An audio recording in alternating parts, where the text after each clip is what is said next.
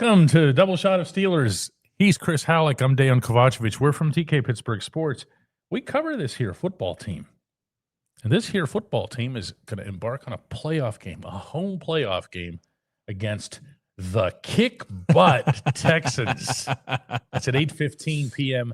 kickoff next Monday at Acrisure Stadium. What do you think of Mike Tomlin utilizing that term? The kick butt thing. And for anybody who doesn't know what the actual reference was, it was to the Texans' number one ranked defense. But that was he was talking about their style.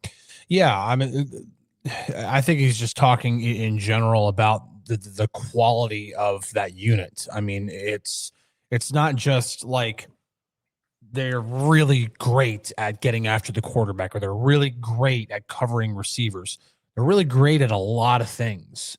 And, you know, they didn't even talk about like what they have at linebacker. Like it was, he was talking about their edge rushers, which their edge rushers are great. Daniel Hunter and Will Henderson are great edge rushers. Talked about their corners, which, you know, you look at, you know, Derek Stingley Jr. and Kamari Lassiter.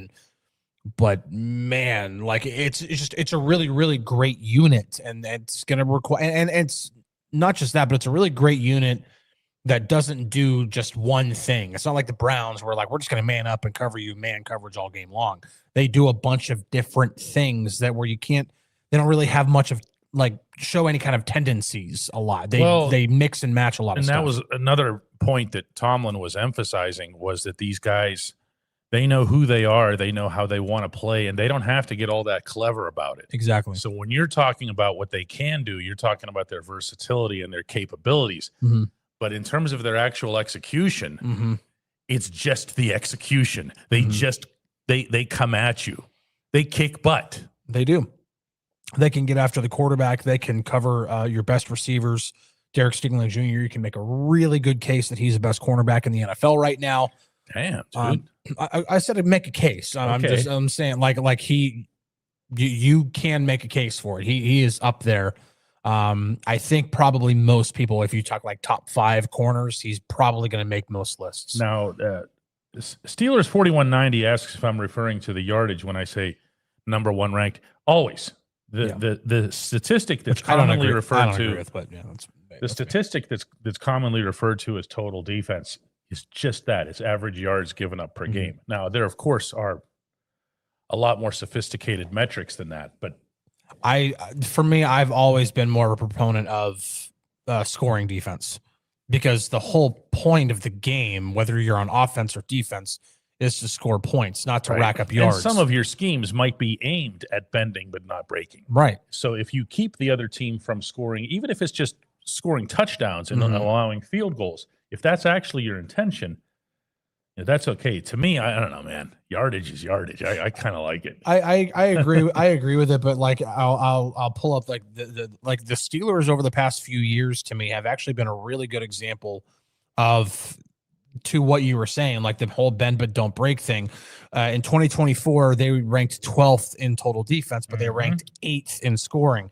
The year before that, in 2023, they ranked 21st in total defense, but ranked 6th. Yeah.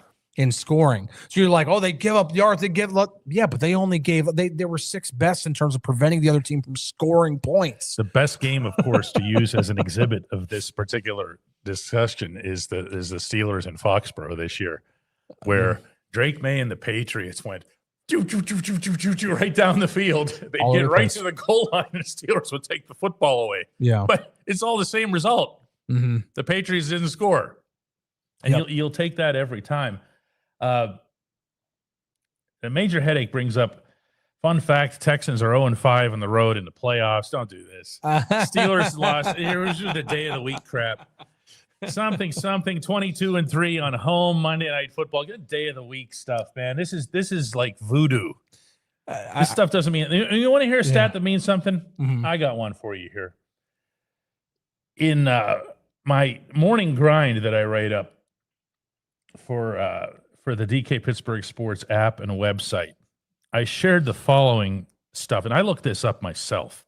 I was kind of proud of this one. Well, you know how you can just take, you find research everywhere. I actually went and looked this one up myself. The Texans have lost 5 games this year. Now, you know they've won. They've won 9 in a row heading into the end. And that's what everybody's going to talk about, hottest team in football and everything else. The Texans are 12-5 overall. Their 5 losses, to me, are fascinating. You ready for these? They lost to the Rams, who were 12-5. Good team. They lost to the Jaguars, division winner, their own division winner, 13-14. They lost to the Seahawks. We saw firsthand early on. Good team. 14-3. Super Bowl favorite right now. Yeah. Super Bowl favorite. They lost to them. They lost to the Broncos, number 1 seed in the AFC, 14-3. None of those losses was by more than 8 points.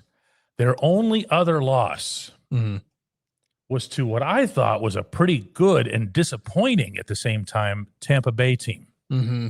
Okay, I don't think there's any shame losing to the Buccaneers. No, I don't think so either. Okay. They have a bad loss. Especially if it's early on in the season. The Buccaneers are playing a lot better earlier on in the season. They don't have a bad loss. Yeah. Out of 17 games? Who does that? Yeah. And that's what having a really Don't get freaked out, guys. We're not pumping them up here. We're trying to share with you who they are. No, because I'll bring something that can give you a little bit of hope. Dwight's trying here. I'm sorry. Just Dwight. Dwight. What caliber of offenses did the Texans face? All of them. Yeah. This is a 17-game schedule. Yeah. Now, a lot of their wins, if you look at their wins, you do look at, okay, there's 2 over the Titans. You know, you look at some of it, not the great, they didn't have the hardest schedule in the NFL. And when you look at their losses, yes, they did lose to playoff teams, Super Bowl caliber teams. You can argue whether the Steelers are such of a team. Now, obviously, the Steelers won their division. They're 10-7, but are they in the same class as the Broncos and the Seahawks? You can have at least a debate about that, but yeah, they're not in that same tier. But the one thing, and I went back and I watched DeMeco Ryans' press conference that he had on Monday, which, by the way, he got a little irritated about so many questions about the Steelers. I saw it. Yeah. Ryans and Tomlin have had themselves a healthy relationship. So I think he was more. How do I put this? This is going to sound ridiculous because Houston is such a big market. You're a Texas guy, and yes, I understand that Dallas and Houston are nowhere near each other culturally or in any other way. However, the Texans have had a tough time entrenching themselves down there. I really believe that. And that's because they haven't. Oh, no, it's true. They haven't done a thing. Well, they've had J.J. Watt, and otherwise they just existed. And you still have a good amount of people in Houston that are still Oilers fans, which is crazy, but. Yeah. So I can see where he's going to get a little bit defensive about, hey, we're here too. Okay. We're 12-5. I get that. Yeah. And I understand that. I understand the Texans wanting to, how many times, including the last time the Steelers played there, you covered that with me. Yeah. You saw what that crowd was. Yeah. Half of it is not just that they're Steelers fans. They were Steelers fans from Mexico. Yeah. Yeah. They came and they just overtook the place. Yeah. And you got to imagine, that was the first, like CJ Stroud and everything. And you're like, hey, we're here too. Houston is one of the top 6 markets in the United States. And they have a hard time drowning out little old Pittsburgh. Yeah. Up here. No, it's true. The one thing I do is, so watching Ryan's press conference, I listen to some of the things that they'll say and then do research based off of that, even including Tomlin. Tomlin said some things. When he said the thing about the Ravens going to more zone coverage, I went and looked, and he was right. And so the one thing that DeMeco Ryans said is that they've been giving up too many explosive plays as of late. They didn't end the season very well that way. So I did some research. They gave up 8 passes all season long of 40-plus yards. That's not that great, but it's also not the worst in the league. Right. 4 of those came in the last 3 weeks. So half of the big plays that they gave up have been coming recently, and they've been coming through what Ryan's described as busted coverages. And that is when, if you are Arthur Smith, you're smelling blood in the water, and you're like, okay, I'm going to test you deep because you keep busting these coverages deep. Then you see if the Texans go to overcorrect themselves to not let that happen, and then you can start attacking. The Steelers had 218 yards after the catch against the Ravens. That's a lot. Yeah. And so if the Texans overcorrect and they're like, we're not going to let anybody get behind us, especially now you've got DK Metcalf back. Yeah. So now do you test to see if they do that first? And if they do, then you start hitting everything underneath. You hit everything to Jalen Warren and Kenneth Gainwell. You hit Pat Freiermuth underneath and let him get those 8-yard gains, 11-yard gains, 9-yard gains that you can just take little chunks out. And then you can try to get Adam Thielen involved as well. And you can, there's a way to do this. There's a way to attack this defense. They're not invincible. That's what I'm trying to say. They're a great defense, but they're not invincible. Well, attacking is the key terminology here. They need to be aggressive, Chris. Yeah. They need to go at this team. And if you're going to have the kick butt approach that Houston does, one thing I've noticed about this Pittsburgh offense is when they put themselves into their own kick butt mindset, and I don't mean mentally here. I'm talking about actually just physically going and hitting teams. I'm trying to think of the one that really jumped out at me. It was recent and it was Miami? at home. Miami. Yes. Yeah. When the Dolphins came out looking to just rip their heads off. Yeah. And I remember Jalen Warren telling me after the game, like, oh, good. Go ahead and expend yourselves like that. Oh, yeah, 100%. Me and Kenny are going to keep coming right at you all day. And the Steelers went at these guys, and they wore down the Dolphins. They got to the third quarter, fourth quarter, and you could tell the Dolphins were like, remember by the time Johnny Smith ran for 12 yards, they were like, hey, Johnny, here's the end zone. You need some help, buddy? You need some help? We get you a lift. Yeah. I think teams need to realize that, listen, the Steelers are, whether you say it's to a fault or not, they are committed to continue to run the ball, especially if the game remains close. So unlike what we've seen in recent playoff games, the Steelers cannot fall behind by 2 or 3 scores right away. They cannot do this whole 21-0 crap. They can't do that. They can't. The standard Mike Tomlin playoff thing, I'm sure we're going to hear from everybody. Oh, yeah. Yeah, that would be. And they can't do what they did this week. No. You can't fall behind like that. No, you can't. If you keep it to at least 10, don't you fall behind by more than 10. I mean, you talk about 2 touchdowns. It's okay. You could be in a lot of trouble, especially against that defense.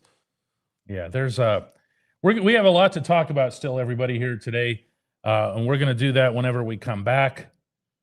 And let me see if I can find the where's our little media assets ad. Here it is, right here, and we'll see you right after this little break.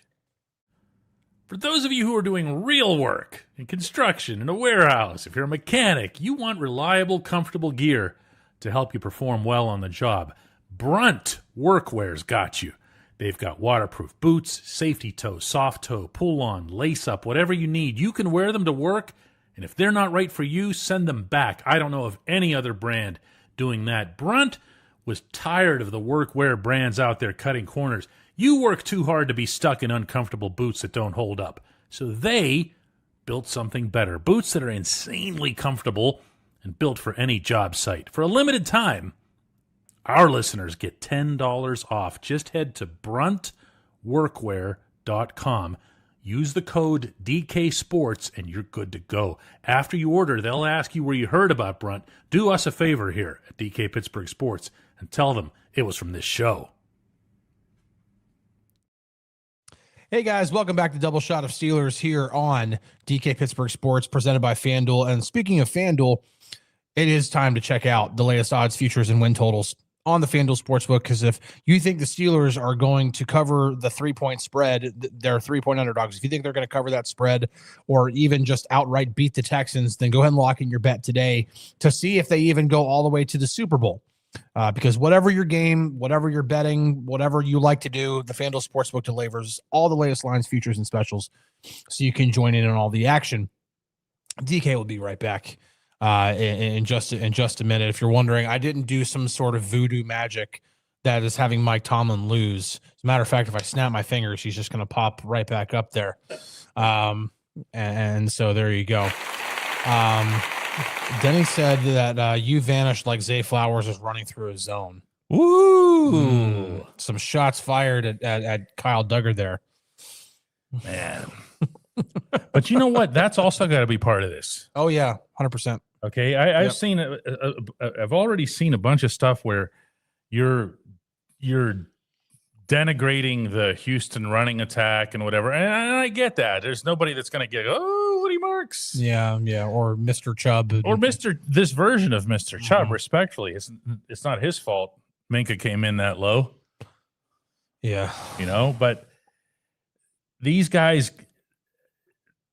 if you can blow the top off as routinely and as casually as the Ravens were able to do a couple of times, and I get it, they had extra people up at the line, they had the focus on Derrick Henry, but it's still going to be work, man. Mm-hmm. You've got to patch that up. You've got to fix that up, and you got to do it like right away. And I don't know what the answer for that is, Chris. You mentioned Duggar.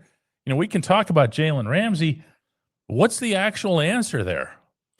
Well, I think who's your center fielder back there? Well, it should be Ramsey. If you're talking about if your two starting safeties are Jalen Ramsey and Kyle Duggar, all you have to do is look at Shedeur Sanders' touchdown pass against the Steelers and wonder if Kyle Duggar should be a center fielding safety. No, the answer is no. He's a box safety, and that's what he was when they acquired him. They got him specifically because Deshawn Elliott went down with the injury, and he delivered. He did, yep. and he is, for the most part, been very, very much a contributor. Yep. The past couple of weeks have not been that. He needs to be better. He needs to play better. Now, probably put themselves into better schemes that can serve him best. But also you have to worry about defending the Texans and what they do well. And I'm still in the process of doing all my homework on that. I know that Mike Tomlin and Arthur Smith and Terrell Austin and all those guys are already putting the game plan together. They had a day off today because of the extra day. They'll start putting that game planning into work tomorrow at practice. But they've got to get it figured out, because they need to get not just the best out of all these players, but the best out of all of them all together. Not just, hey, let's do some things to make Kyle Duggar and Jalen Ramsey better, but then hurt the guys up front either.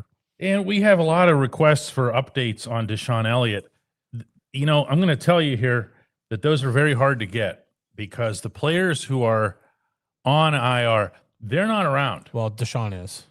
Okay. Well, if you have something, I'll give this. Okay. Deshaun has been around a little bit more often, more recently, and I put this in our Steelers feed, I think last week. He's walking around without any help, no crutches, no braces, no sleeves on the leg, nothing. Now, it's one thing to be walking around a locker room and to look play an NFL game. Yeah, and play an NFL game. But he's walking around the locker room as if it's business as usual. Now, I don't know if it is business as usual. I don't know if by the time I show up to the UPMC Rooney Sports Complex tomorrow that I'm going to see number 25 taking the practice field, expecting an announcement from, a press release from Steelers PR saying Deshaun Elliott's window to return has been opened. That's the first thing that has to happen. That is the first. Now, if you see that happen this week, light the lamp. I would still not expect Deshaun to play Monday night. I think the earliest you might see Deshaun actually return to game action might be an AFC Championship game if the Steelers can get that far. No, he's not making a prediction. I'm not making a prediction because AFC, my initial reporting on this was, no, he wasn't out for the season, but the chances of him coming back were not good, and he didn't come back in the regular season. So that feeling was felt. Now, playoffs are a different story because it's more time to recover and everything. So again, it would be a great thing to have the Steelers get him back, but I'm still curious to see. The other thing is you do want people who are kind of in the vibe of the thing. Yeah. So not to take anything away from Deshaun. Deshaun's not going to make up for what we're talking about anyway. Mm-hmm. Deshaun is he's a run stopper. He's a box safety. Yeah, he's doing what Duggar does. So, and Duggar's doing it pretty well. For the most, until the last couple of weeks, yes. But again, they've been asking Duggar to do things that they probably shouldn't be asking Duggar to do. Now, part of that was, they didn't have Brandon Echols in there, so they had to move Jalen Ramsey up to slot corner, and then you're putting Chuck Clark back there, and then I don't feel great about the safety play, but yeah. The secondary as a whole needs to perform better than it did against the Ravens. And Mr. CJ says that Brandon Eccles and James Pierre will have another week under their legs after coming back too, and I think that's going to help. It will. Let's not forget that both Eccles and Pierre, you want to talk about being in the vibe of things. Oh, yeah. They weren't passengers. Mm-mm. They were making football plays, and that's tough to do. Any of them will tell you this. It's tough to do coming off a long layoff. And it's part of why, even though I don't know that you would call what happened to TJ a long layoff, it was a dramatic layoff. Mm-hmm. So when you saw TJ get the pick, you saw him react the way he did. It was almost like a cathartic thing for him. You know, that he could say, all right, hey, I'm back on the football field. This is good. I'm me. I got and I'm making TJ plays. Yeah. Yeah. That's it.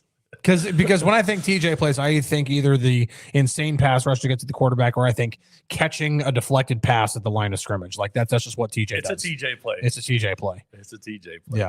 Yeah. So getting him back in the swing of things with that play, that stuff all comes with value. LeBong James comes in with a $2 contribution and says, call me traumatized, but I expect 21-0 real quick. You're going to have to be a little bit more specific than that, other than just being traumatized. Who's going to do that on Houston? Who's the party offensively that makes 21-0 happen? One of those has to be, by the way, a takeaway, like a pick six. Okay? Well, and Houston can take the ball away. They don't turn the ball over much either. The Steelers need to, I'm not saying they need to ease their way into it. I don't think they need to ease their way into the game, but at the same time, you definitely can't have, a snap go over the quarterback's head in the first play of the game. You can't have one of those. I would even say you can't really allow a 41-yard run on the first play of the game like what happened last week.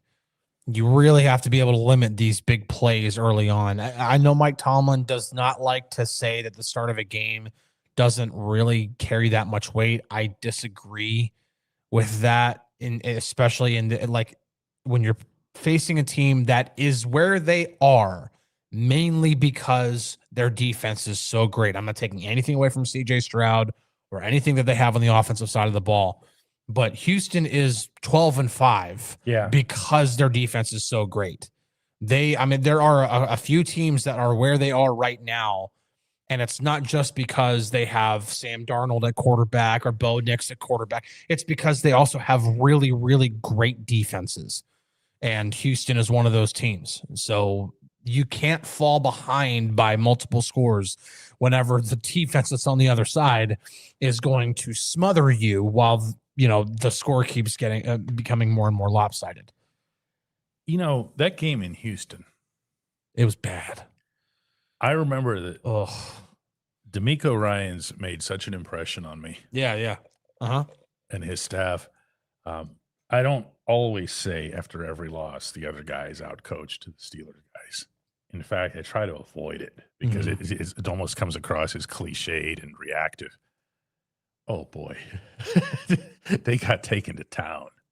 It was bad. It was bad in every way possible. It was bad. They got out-coached. They got outplayed. They got out-executed. They got completely pantsed that day. Yeah. In every way. There was nothing remotely redeeming about that entire afternoon there. Nope. And that to me kind of stands out a little bit because I know Houston, they started to get people's attention that year, and as they should have, mostly because of CJ. Yeah. The poise that he showed, not that he still doesn't have it. I'm just thinking the poise that he showed as a rookie, just walking right onto the field and playing like that and carrying himself like that and all the intelligent reads and everything else that he was doing out there. That was one thing. It was almost as if at the time he was trying to bring people along with him, including some of the veteran receivers and stuff. He was trying to bring people along with him. And along the way, that defense just kept getting formed. Yeah. And this season was the one. They started off terribly record-wise, didn't they? Weren't they 1-3 or 0-3? Houston, I remember the only thing I remember about the start and when it comes to their exact record was obviously them starting 3-5 and then not losing again. They didn't lose again, but I think the start to their season, I'm looking it up here right now, was they lost their first 3 games. Yeah. They were dead. They were dead before they got going. Yeah, it looked like the Colts were going to run away with the division. And even then, their fourth game, all they did was beat the Titans. So you're still thinking they're dead because anybody can beat the Titans. And then the following week after that, they spank the Ravens 44-10. And by that point, the Ravens were on their own way to a 1-5. So you still think they're out. Then they finally face a good team again in the Seahawks, and they lose. I'm sorry, that's a pretty awesome recovery. Yeah, it just is. It is. The one thing I'm seeing here recently in the comments, and I do think it is something that it has to be talked about for this game. And I don't think it's. I don't know. I think it has an impact. I don't know how much of an impact, but Randy says home field advantage. Listen. We talk about this 8 straight seasons without a playoff win. One of those playoff losses has been at that stadium with fans in it. One. And that was Blake Bortles in the 45-40. Yes, that stadium. Okay. Because the only other game that was played at that stadium was the loss to the Browns, in which no fans were allowed to attend because it was the COVID year. So all these other losses that have happened have been on the road. Now, I'm not saying that it's impossible to win playoff games on the road. But shoot, the 05 Steelers prove that you can run the table by doing nothing but play on the road and then go to the Super Bowl and win. That's not common. Doesn't happen very often, but it's possible. But home field advantage does matter in the playoffs.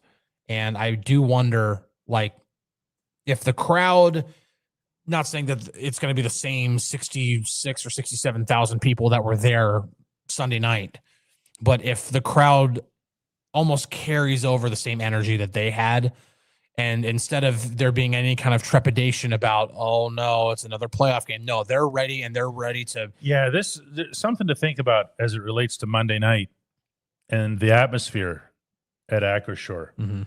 Is that, let's be real here, the whole we're showing up here to boo these guys or to fire Tomlin or whatever, that's gone. Yeah.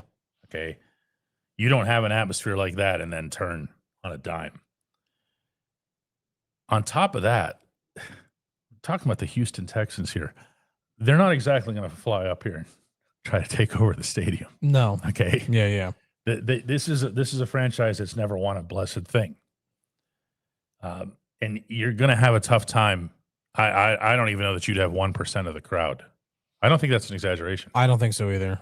I mean, they can't. I mean, granted, now when we were in Houston in 2023, not only was it as Houston was beginning to turn the page, but it was early in the season. It was the fourth or fifth game of the season. It was very, very early. So it was before people were realizing, oh, Houston's for real. It was still early enough where people weren't quite sure. I think, yeah, I do think that having the home field advantage with the crowd loud, I think it's going to matter. And there's a traditional component to this too. KJ just asked about color rush jerseys. This isn't the time to get gimmicky. No. Our friend the Skunk says that the crowd needs to be a legit 12th man. When I walked into that stadium, and I came not long before kickoff because I was over here, and I sat down next to Chris and I looked at all the towels and I said, well, now they get it. If you don't remember that the original Myron Cope admonition for the towels was that they were only to be used and waived in playoff games. Now, Myron is unfortunately long gone. Yeah. But Myron still calls that shot. Okay, understand that. This is his towel. He just loaned it to you. This is supposed to be for playoffs. And it got to the point where... Don't listen to him. I need to tell them you're right. Tell her she doesn't get to say anything without a mic. That might be changing soon, by the way. Yeah, I think you guys have finally won on this one. Ooh. Yeah, the mic is soon to be installed. I'm waiting to see the crowd the chat reaction to this now. Yeah, this is going to be a special atmosphere, and I like the fact that the crowd understood Myron's instructions. This one did, because there were towels like crazy. It was very, very different than the regular season. And that's when you can tell it's a very heavily Pittsburgh crowd, really anywhere. But on the road, people will wave the towels like Steelers fans just to show everybody that they're there. Yeah. You're not supposed to do that here. Here you wait. Wait until playoffs. Also, it is the 50th anniversary of the terrible towel. Yeah, in December. Oh, you getting the supernatural? We want you start talking about the priest again now too. Again, the supernatural. That's what it sounds like. It is Orthodox Christmas, isn't it? It is. And to all of the Orthodox faith, genuinely wish you a Merry Christmas. And she's telling me to speak into the microphone. Yeah, we should probably tell her to do the same thing. We should tell her to do the same thing, right? You like that? Bunch of comedians. Vic says, I can't step into Heinz Field without my terrible towel. Don't call it Heinz Field. They don't deserve that. They don't deserve that. They snuck out of our city. They abandoned their headquarters up on 6th Avenue. To heck with them. Seriously. They're not going to invest in our city. I don't see the reason to get all sappy about them. But that's just me. Now, if you leave downtown, you're my enemy. That's basically it. And they sneaked out too, like middle of the night. They didn't even tell anybody that the merger with Kraft. And then they said, we're going to maintain a Pittsburgh headquarters. And they go bolting. And then what happens? Heinz, we miss Heinz. Get out of here. They fled. They're in Chicago now. They're a Chicago company. Mr. CJ says they still have a Heinz banner on the tunnels. Yeah, they paid for a sponsorship. Mm-hmm. They left their headquarters in Pittsburgh. They left our city. Mm-hmm. They're not. That'd be like US Airways buying a sponsorship now. Vegas is now asking, what do I need to start eating Hunt's ketchup? Nothing will ever in life make you start eating Hunt's ketchup. If you need to eat another ketchup other than Heinz ketchup, eat Whataburger ketchup. Now, I understand that's not available to everybody, but just find it because that is the only other ketchup that's really, really good. And those who have had Whataburger know what I'm talking about. Does Aaron Rodgers still wear the cast on the left hand? He's had protection on it. Mm-hmm. Yes. I don't know that it's anything that, affects him all that much. And he's taking snaps from under center again. No, so but I'm saying in general, he doesn't say things like, man, I've had to really weather this. Mm-hmm. And he's open about stuff like that. Mm-hmm. So I don't get the sense that it's some really big deal. But that also doesn't necessarily mean that he wants to deal with Houston's fabulous edge rushers in his face all weekend long. Steel Decker wants to know what the company Acrisure does. Aren't they insurance? Yeah, the boss says here. Insurance. Yeah, and they, unlike Heinz, give a crap. They're here and they're investing in our city, not Heinz. Dave says it would be great if Mount Washington could have played in this game. He would have been a difference maker. Yeah, I mean, everybody's got players that they're missing this time of year. And the Steelers, to be this far in and only missing, respectfully. No, seriously. Washington and Elliott. That's a really good state of affairs. It really is. For an overall roster. And it's something that I don't know that gets mentioned or appreciated enough. No, I think when I like one of the first things that when Mike Tomlin was having this press conference yesterday, and as soon as he was saying, like, first off, nobody's out and there were no setbacks from any of the guys who were injured, like any of the guys who went into the game that were questionable or definitely not 100%. They had no setbacks. That's a huge thing. To be this healthy this time of year, that matters. Mm-hmm. That matters just as much as, ranking second in the NFL in scoring defense. It matters if you're healthy. Mm-hmm. Carol attempts to unwittingly continue pushing my Civic buttons by saying that Sheetz is Pittsburgh's Wawa or Country Fair. No, it is not. This is the number of stores that Sheetz has in the city of Pittsburgh. This number? Zero right here. GetGo has stores in Pittsburgh. GetGo supports the city of Pittsburgh, and they used to be a partner with us, GetGo, but they're not anymore. So I'm not saying that because of some sort of obligation or whatever. But yeah, keep trying.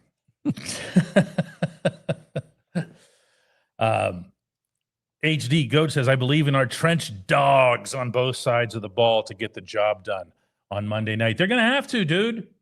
They're going to have to. When we're talking about the kick-buttedness of this game, that's where it has to start. If you think of Troy Fautanu shoving that guy 17 yards out of bounds. Oh, is that Zack Frazier? Are you talking about Gainwell's touchdown run? Yes, Gainwell's Because I'm thinking touchdown about run. another play where Zack Frazier. Oh, Zach took his guy to the left. Yeah. Oh, yeah. my goodness. That poor SOB. Have you guys seen this That one? was Roquan. No, it wasn't. It was Roquan Smith. I never saw who it was. Yeah, it's Roquan.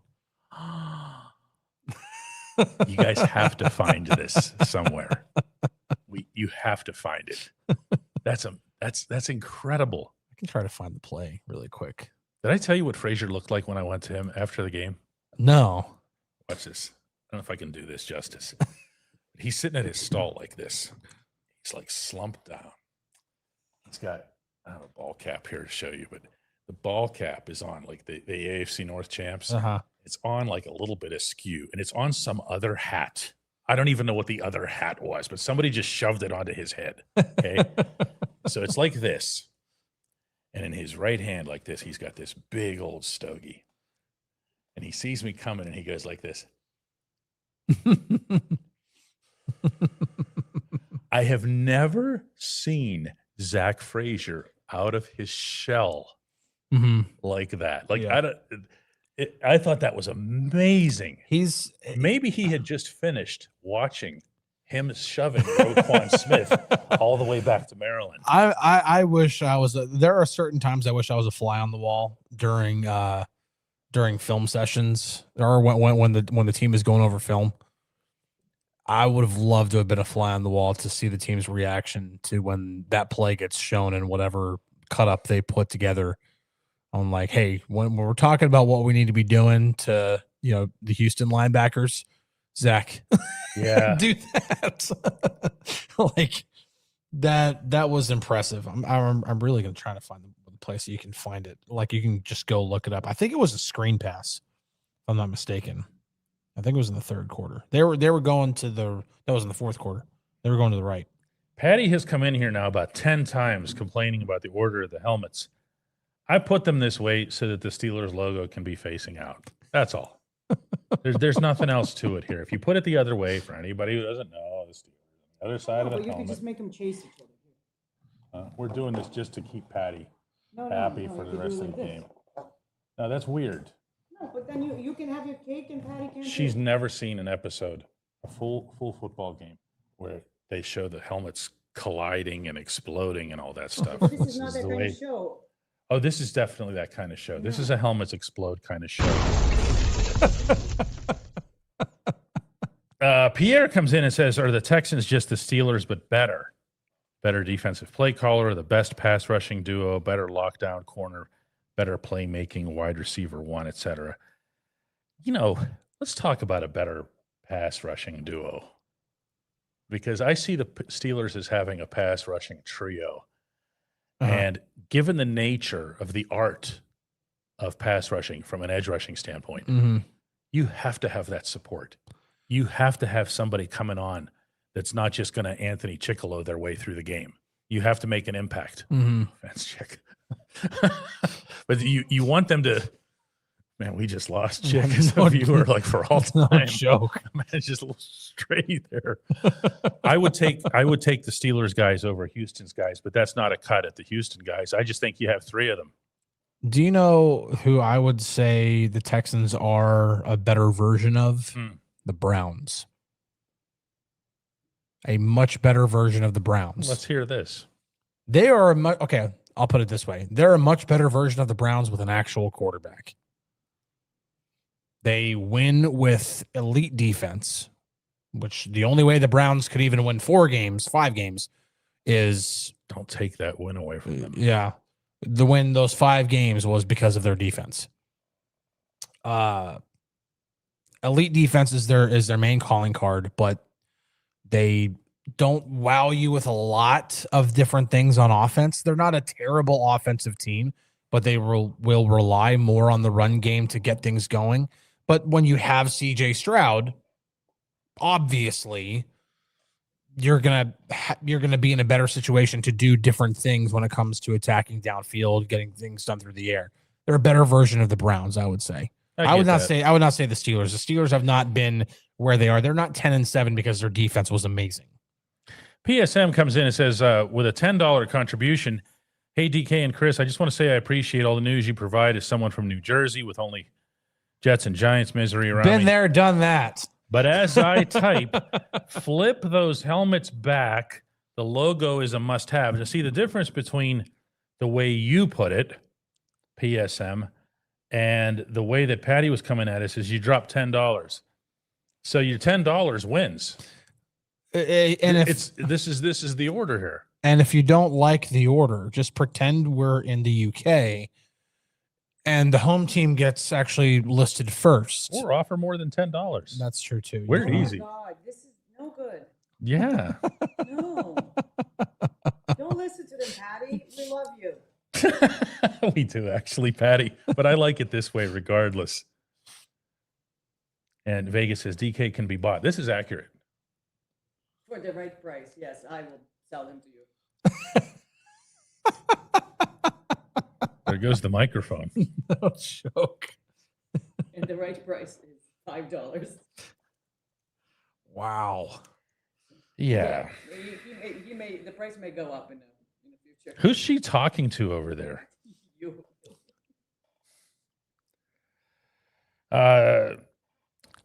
Shiva comes in with put some respect on my boy number 99, Derek Harmon, tackling Derrick Henry at the line of scrimmage and running down Lamar Jackson, all in the same series last game. Derek was going to be tough on himself because of the field goal block or the PAT block. Mm-hmm. He could have taken one of those two guys. He took neither. But overall, there he is, man. Yeah. There he is. Game in and game out. Mm-hmm. Even if that statistic is the most fluky, coincidental thing, it can't be that much. He has been a terrific rookie for the Steelers. He really has. He really has. When we talk about, judging Omar Khan's drafts thus far, we're really just now getting to the point where we can start judging the first class he ever had, which was the 23 class. Now, Broderick Jones doesn't look very good right now in terms of being a first-round pick. No.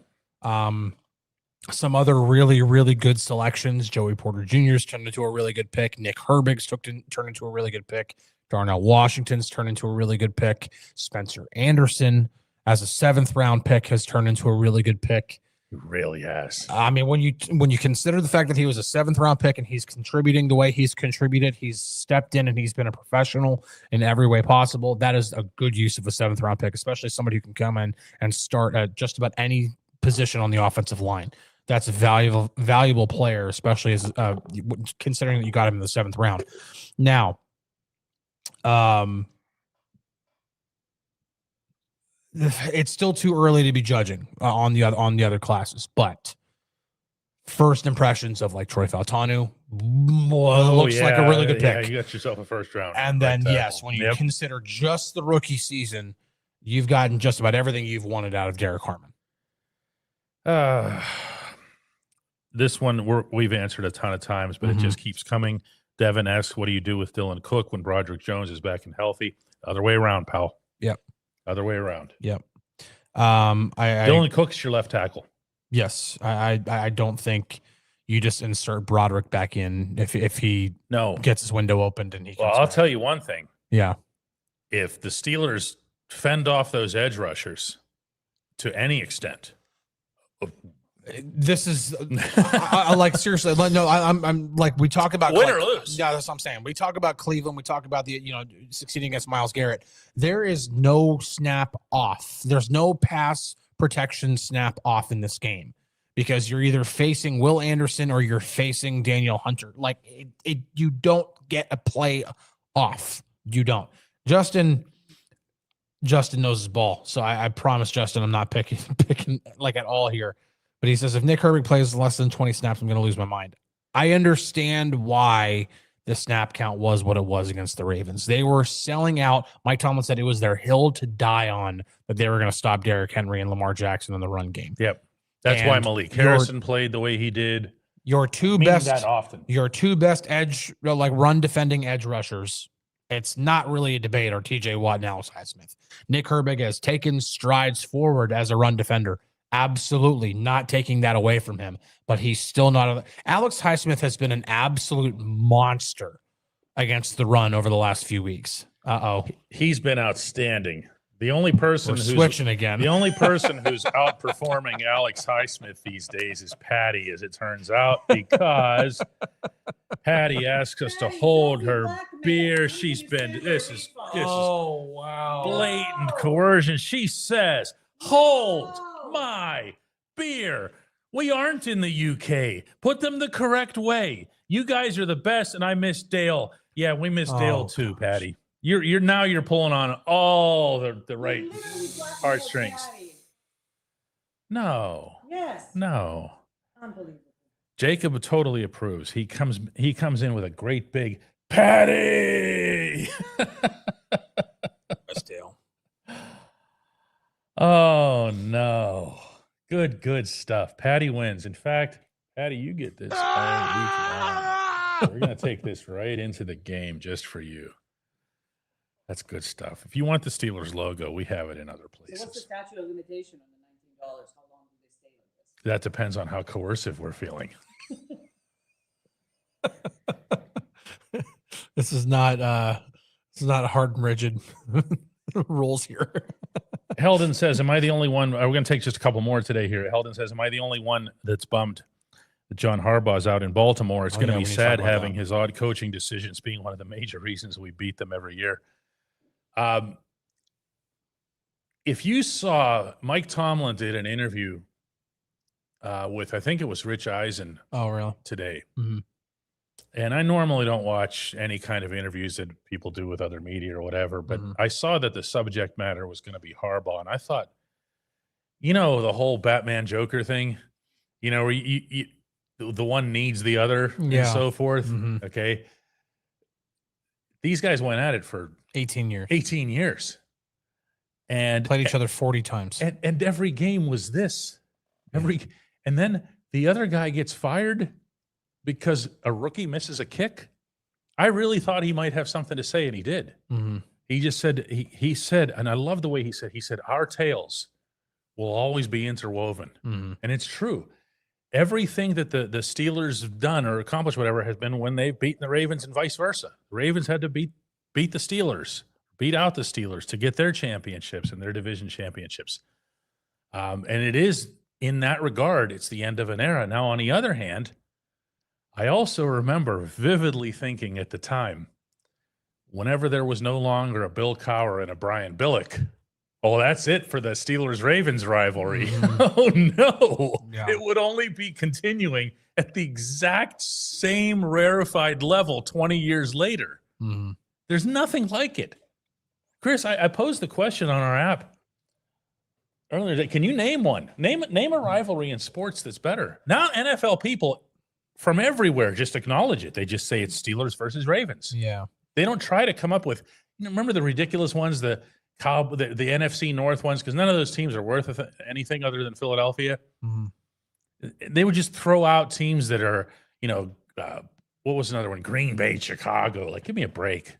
I think Green Bay, Chicago's up there. I really do. I mean, I understand. Like the Bears have been bad for a long time. Just a little. Yeah, but yeah, you got to have good teams to have a rivalry. I agree with that, but I do think Steelers Ravens has become a rivalry that really does deserve to have that same cachet as Red Sox Yankees and all of and Lakers Celtics and all the other great sports rivalries. Oilers and Flames. Yeah. You look at all the great rivalries. This is a rivalry that is delivered in just about every way possible. They can't play each other in the Super Bowl, obviously, but they've played each other in the AFC Championship game. They've played each other in other playoff games. And those games have been, especially the two the Steelers won. I'm not saying it because the Steelers were on the winning end. Those were classic games. I mean, the two between Tomlin and Harbaugh, that the Steelers won the 2008 AFC Championship game. I mean, Detroit Polamalu interception return for a touchdown is going to be a play that's played for forever in Steelers lore, and as it should be. And it's probably the greatest play that's ever happened in that stadium. But yeah, no, it is. No, it seriously. Is. Now, there's the Immaculate Extension. Yeah, but that wasn't in the AFC Championship game. There's also just before that. There's Bettis trucking Urlacher. Yeah, but yeah, I would. Yeah, I would say that Troy versus Ravens is your winner. Yeah, and then the other game that was in the divisional round where the Steelers were down by a lot and came back and won. Antonio Brown makes the helmet catch on 3rd and 19 down the right sideline. Like maybe, yeah, there were. I mean, this, and I'm talking about just. Jeez, knocked my burrito over. Just about, I'm only talking about when the Steelers have been on the winning end, not talking about the times that the Ravens have been on the winning end and the success that they've had. This has been a great rivalry. And it's the best. And Mike Tomlin and John Harbaugh have been at the middle of it. And both guys at the end of time will deserve their credit for being part of yes, it, for creating, I don't think they didn't create it. Cowher and Billick. And really, the way the Ravens were formed, at the risk of getting into too much Baltimore stuff today, right. They were the moment that Art Modell took the moving trucks from Cleveland and sneaked the Browns out, kind of like Hines sneaked out of Pittsburgh. Once that happened, they and Ozzie Newsome and everybody that was associated with that franchise down there just looked at Pittsburgh, just said, "How do we do that? Mm-hmm. How do we create that here?"